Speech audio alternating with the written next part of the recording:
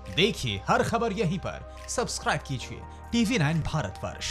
नमस्कार, TV9 भारतवर्ष के digital platform पर आपका स्वागत है। मैं हूं शिवेंद्र।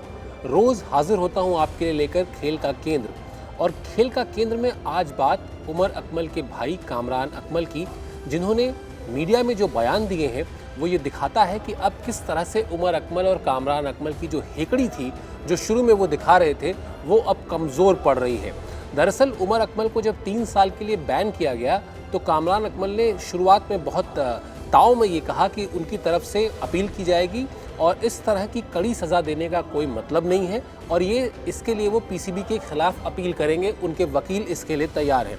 लेकिन अब जो उनका ताज़ा बयान आया है उसमें वो पीसीबी के प्रति लगातार नरम रुख अख्तियार करते दिखाई दे रहे हैं, बहुत सॉफ्ट बोल रहे हैं। उन्होंने कहा कि वो पाकिस्तान क्रिकेट बोर्ड की इज्जत करते हैं, पाकिस्तान क्रिकेट बोर्ड के साथ खड़े रहने के लिए वो वचनबद्ध हैं। वो कोशिश करेंगे कि हर वो जो जानकारी पीसीबी को चाहिए वो मुहैया कराएं।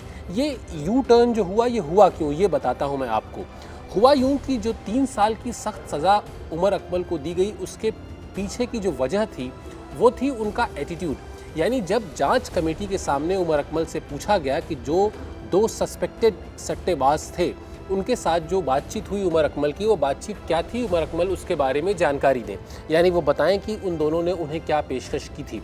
इसके अलावा लाहौर में उमर अकमल उन दोनों सट्टेबाजों से मिले थे, इसके बारे में भी जांच कमेटी ने पूछा। जिस वक्त उमर अकमल ने हेकड़ी दिखाई और उन्होंने किसी भी बात पे साफ साफ जवाब नहीं दिया, बात को वो गोल मोल करते रहे, बात को टालते रहे।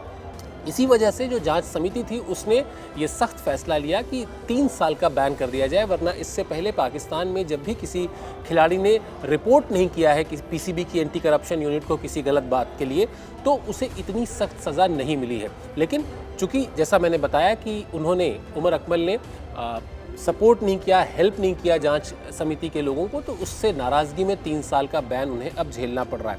अब कामरान अकमल कह रहे हैं कि वो चूँकि सिर्फ जो गलती है उमर अकमल की वो है फेल्योर टू रिपोर्ट, और वो जानते हैं और वो ये मानते हैं कि इसके लिए उमर अकमल को सज़ा मिलनी चाहिए, लेकिन इतनी सख्त सज़ा नहीं मिलनी चाहिए। रही बात जिसका मैंने जिक्र किया कि इस जांच समिति से सहयोग ना करने की, तो उस पर कामरान अकमल ने कहा कि बंद कमरे के भीतर, चहारदीवारी के भीतर क्या हुआ ये बात मैं मीडिया के सामने शेयर नहीं करूंगा, बल्कि हमारी तरफ से अब जो भी कहा जाएगा वो प्रॉपर वकील के ज़रिए ही कहा जाएगा, और हो सकता है अगले कुछ घंटों में ही उमर अकमल की तरफ से उनके वकील पीसीबी के संबंधित विभाग में इस पर अपील वो जाकर डालें कि उमर अकमल की सज़ा को लेकर कैसे उसको फिर से कंसीडर किया जाए, क्या उसमें कोई कमी की जा सकती है। ये मामला आपको याद दिला दें, पाकिस्तान सुपर लीग का है, जहां पर 2 सस्पेक्टेड सट्टेबाजों ने 2 बार अप्रोच किया उमर अकमल को, और उमर अकमल ने दोनों ही बार इस अप्रोच की बात को पीसीबी की एंटी करप्शन यूनिट को नहीं बताया। विश्व में ये नियम है, विश्व क्रिकेट में ये नियम है कि अगर कोई भी खिलाड़ी किसी को भी कोई खिलाड़ी से अप्रोच करता है तो खिलाड़ी को उसकी जानकारी पीसीबी यानी अपने बोर्ड को, संबंधित बोर्ड के एंटी करप्शन यूनिट को देनी होती है।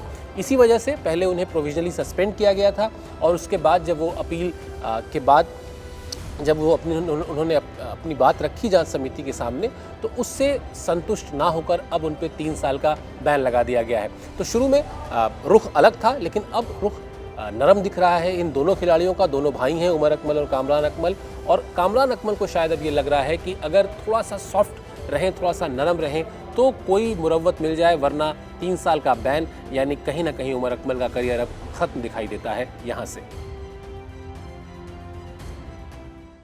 परवाह देश की, सोमवार से शुक्रवार रात 10 बजे TV9 भारतवर्ष पर।